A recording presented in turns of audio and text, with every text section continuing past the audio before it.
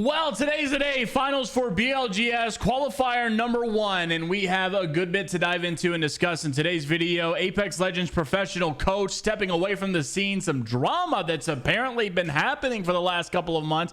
Behind all of that, also some scrim results and what the finals are going to look like today. Also, the future of comp for Apex and E-District after we're kind of seeing the pros play on it now in a competitive BLGS environment, not just scrims, but actually meaning something.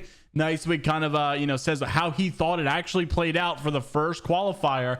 We'll talk more about that as well. And, obviously, you got to look out for it because champs, it is going to be played as well. E-District, that is. All right, so let's dive into it. Braden, a former Oxygen Esports coach, former native coach.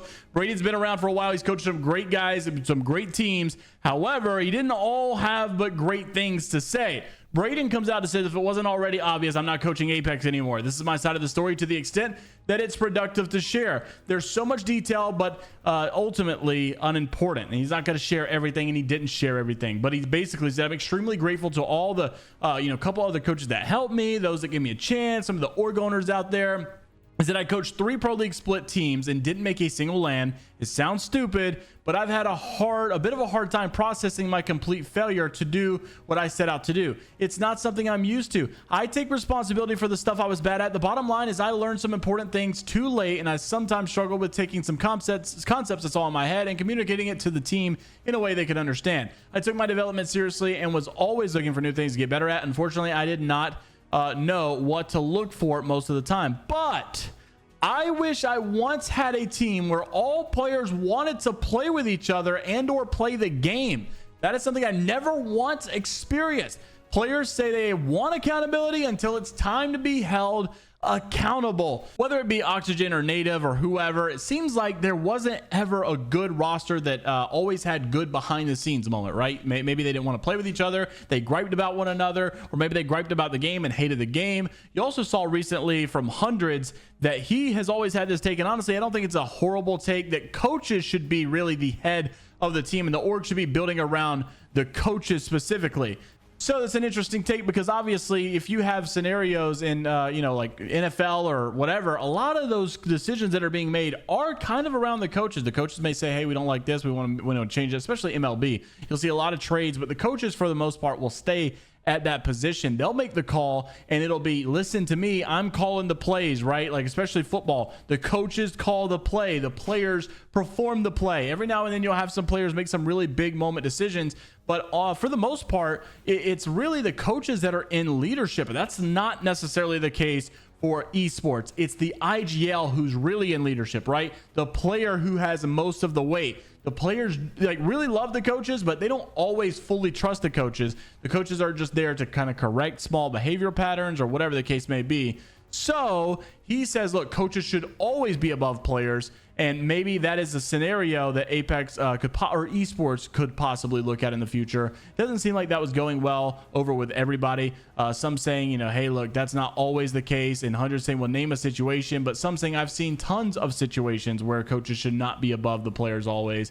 Anyways, I think it should always be an open conversation, to say the least. But anyways, that's also the talk of the town. Oversight Esports also with some scrim results that happened yesterday, and big announcement here. I think this is kind of important. Scrims will happen today right before BLGS starts. So right before we get into the qualifier number 1 finals, look for some scrim results to see how these teams are feeling warmed up going into it. But for yesterday's scrims, it was Furia in first, Bleed Esports in second, Oblivion in third. Also, I've got my predictions for who I think will do good in finals today. Virtue in fourth, Moist, DMG, Orion, No Name, Stallions, Cloud9, Dojo, Broskis, Free Agents, Gucky, Blurple, Charged Kittens, Irex.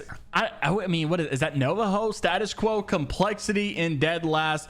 And so, as you look at these teams, I think it's important to note, from this finals group, I think one of the hottest teams right now is definitely LG. I have them actually winning the finals today, and I know that's kind of weird because Furia has by far been the most consistent team, I think, inside of scrims, and you would easily think this team should definitely win, right? And not even from recency bias, right? Like the last scrim they won, but also scrim that before that and before that and before that and before that. They're top 3, they're top 5, they're top 3 over and over again. Furia is looking really good, especially with E-District in their map pool. They are very good at that map. So I think that Furia will be top 3. I don't personally have them winning this, just, you know, for the RNG sake. I think LG will come out on top. I think that Elevate and TSM will be in the top 5. I don't know exactly in what order, but I do have just simply LG winning, and I do think that Elevate, TSM, and Furia will all do good. I do have a non-signed team making a top 5 appearance here.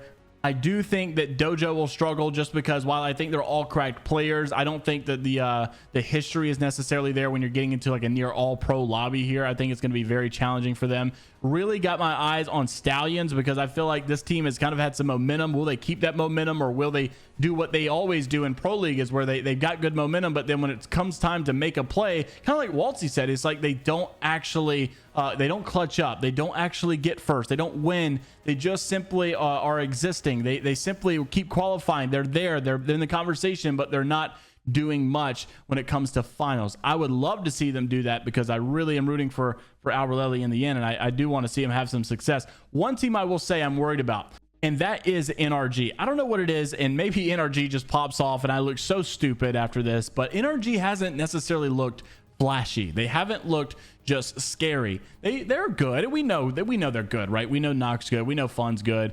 Guild is absolutely insane. There's no questions asked whether or not this roster is good. I'm just saying, you know, as far as their competition goes, I have not seen them really outshine their competition as of late, but we'll see. Obviously, every single day is new, and on any given day, a team can show up and be the best there is. I do think Moist will be in the top 5. Honestly, without their logo showing here, I may have forgotten about them a little bit more than I should have. I would say Moist definitely top 5, possibly even winning this thing. Moist has been lights out throughout this tournament. So look out for Moist, look out for Furia, look out for TSM and LG. And I think Elevate will probably be in that conversation. I know they struggled a little bit yesterday. I think they'll put it together. Lou has really been impressing me lately, so I'm looking for these teams. I am worried about NRG, and I'm also really rooting for Gucky. Kai has been grinding for a while. I mentioned that yesterday. So yeah, those are my predictions. We'll see obviously how they hold true. Also got to make mention of the EMEA scrim results. As of recent, these guys obviously been playing a lot more too. The boys in first place, very familiar with this roster, especially Babylon's, and then also DN in second. You got Eternal in third, Nemesis in fourth, Go Next in fifth, Aurora in sixth, FaZe stepping it up in seventh. We talked about them yesterday, kind of improving as of the last couple of sets. Stay Healthy in eighth, PUA in ninth, Noctum Scan in 10th, 3D Max in 11th. Just a couple notes from some of the big teams. Obviously, Navi in 15th, EXO in 17th. EXO still kind of surprised they got put out of the bracket as early as they did. I probably would have to go with Alliance winning this one. They've just been such a good team as of late. Aurora also has had its moments, but I think the only clear choice I have right now is Alliance is definitely top 3, but I would definitely predict that they win this. Navi has had some moments where they look really strong as well and consistent. Wouldn't be surprised or put it past them. And honestly, FaZe Clan, we talked about this yesterday. FaZe is one that plays to the level of their competition. It seems they struggled earlier on in this tournament, but you know, when you look at World Cup, when you look at Split 2 playoffs, they've had moments where they look like they definitely could do something big. So I'm not opposed to FaZe being top 5 in this, but I definitely would have to put my money on Alliance in this one. Interested to see how it goes, of course. One of the big things of BLGS and why these teams can be slightly different than what you see in ALGS is obviously because of the map pool E-District being played at Champs. We talked about this a couple of days ago, Imperial How kind of showing the votes and why a lot of people did not necessarily want it, but it happened anyways. And NiceWigg's kind of said, you know, Classic maybe shouldn't have been added for Champs, but maybe at least in year 5. And that's exactly what Hal had said. However, now that we've seen BLGS be played out, here's what NiceWigg's got to say about what he thought about it being played in the official matches and not just scrims. Roll the clip. Not even a question. Dude, E-District is ready for sure for comp. That shit fucked this weekend. E-District absolutely fucking fucked. We had so many good end games on E-District. Even if it was aggressive and fucking really aggressive early games or a lot of contests, E-District genuinely probably had an average of like 6 to 8 teams alive round 6 closing every single game. That was so much fun. So much fun. So interested to see your thoughts down below. Let me know your predictions as well. EMEA, North America, big games here for BLGS Finals today. Like and subscribe for more Apex Legends esports update and content. And until the next time, we'll see you all later, Gators.